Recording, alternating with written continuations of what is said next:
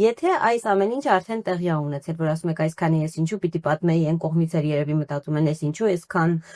գուցե ինչ որ գիծանցանք կամ չեն մտածում, չգիտեմ, մի խոսքով ինչ որ գծեր հատվել են այնուամենայնիվ, եւ եթե 26 թվականի ընտրություններում լինի այնպիսի արդյունք, ելի եթեով պիտի հարցս լինի,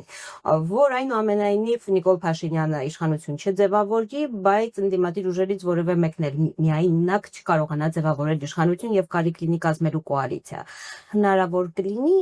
այսինքն ինչքան գծեր են հատված երկխոսելու տեղ դեռ մնացել է, թե չէ։ Լարա, նայր, ապագայի եթեն ու անցյալը եթեն տարբեր են։ Անցյալը եթեն, անցյալը չես կարող փոխել։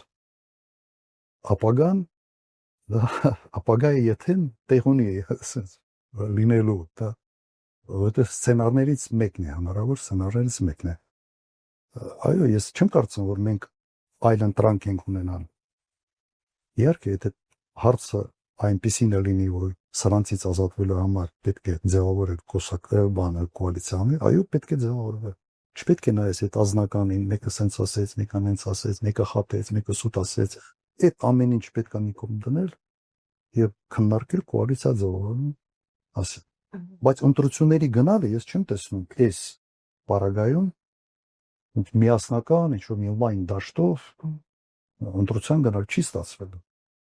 Գոնե գաղափարական հարաբերությունների տեսանկյունից իրար հետ լավ կոմունիկացիա ունեցող միավորները կարող են ավելի մեծ միավորներ կազմել գնալ ընտրությունների։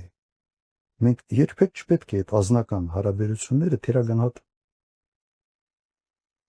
Եվ ստե միայն ազնական հարաբերությունները չէ, ստե նաև բավական երկար ժամանակ իրավիճակների, պրոցեսների, կառավարման մեթոդների նկատմամբ լուրջ տարաձայնությունն է հիմքում։ Որտեղ եղել է այդ տարաձայնությունը, ես այդ տարաձայնությունը արտահայտել եմ եւ հանրապետականի ակտիվ մի քանի հոգի այն ժամանակները եւս ինձ վրա լավ արձակվում է։ Ուղղակի ես ֆիքսում էի վերաբերմունքս եւ հետո չէի պատասխանում, վերջ չէր կուտր ասեց։ Էս էր իմ բանը։